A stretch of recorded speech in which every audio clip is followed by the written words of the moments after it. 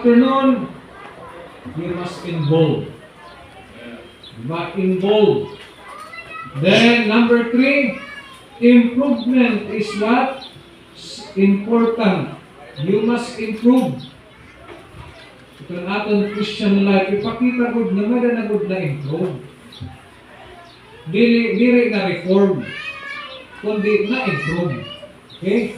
Na-improve. Di lamang improve. Dapat nga na-upgrade pa. Ito na itong cellphone. Diba? Atong cellphone na-upgrade ka na niya application. Na-upgrade. Gcash, Messenger, Facebook. Ano pa?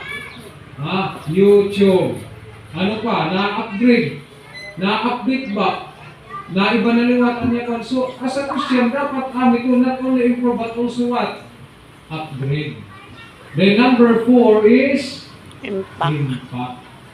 Magsingka nga ng impact, mga tao, nakakakita ato na nga grabe na tao. Bisan nagdamaduming simba mo siya. Grabe, ato ito iriguman. Yan ang ato na simbahan nakikita. So makita nila, ini na simbahan. Grabe ito na simbahan nila.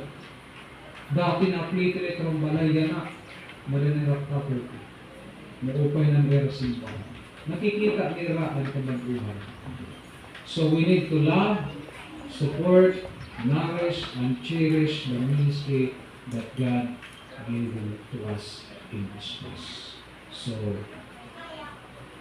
how to love God's ministry. God you po, thank you so much, mga lovely. Hopefully, makinig ka pa kita dito mag-rapture. Kaya happy ka may mag-rapture. Siguro sa nalakapitan. Kaya nagigira na yan ang Israel na naliran. So, mag-gira na nga ng Middle East, ma-rapture na. Kaya kita lang